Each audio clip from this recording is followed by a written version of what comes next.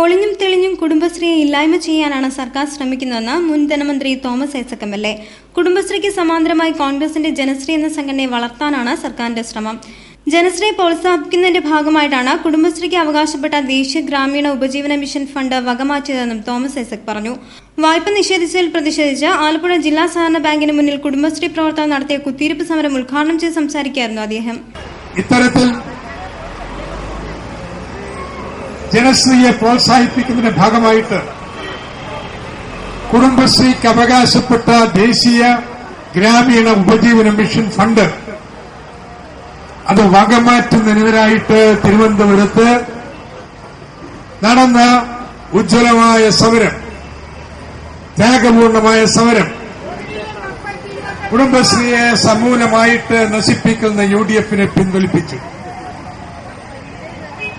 എന്നാൽ ഒളിഞ്ഞും തെളിഞ്ഞും എങ്ങനെയെല്ലാം കുടുംബശ്രീയെ നശിപ്പിക്കാൻ പറ്റുമോ അതിനുള്ള നീക്കങ്ങളാണ് ഓരോ ജില്ലയിലും ചെയ്തുകൊണ്ടിരിക്കുന്നത്.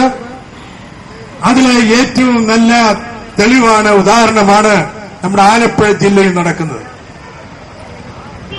ആലപ്പുഴ ജില്ലയില് ജില്ലാ സഹകരണ ബാങ്ക് കുടുംബശ്രീക്ക് വായ്പ നൽകില്ല എന്ന് നിലപാട് സ്വീകരിച്ചിരിക്കുകയാണ്.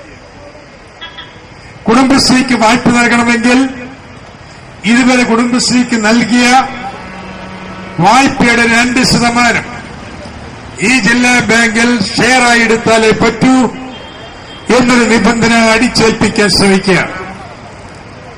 കുടുംബശ്രീക്ക് വായ്പ നിഷേധിക്കുന്നത് റിസർവ് ബാങ്ക് ഓഫ് ഇന്ത്യ നൽകിയിട്ടുള്ള മാർഗനിർദ്ദേശങ്ങൾക്കെല്ലാം ഘടകവിരുദ്ധമാണ്.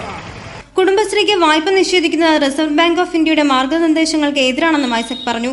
നൂറുകണക്കിന് കുടുംബശ്രീ പ്രവർത്തകരാണ് ചുട്ടുപൊള്ളുന്ന വെയിലിനെ പോലും അവഗണിച്ച് ആലപ്പുഴ ജില്ലാ സഹകരണ ബാങ്കിന് മുന്നിൽ കുത്തിയിരിപ്പ് സമരം നടത്തിയത്.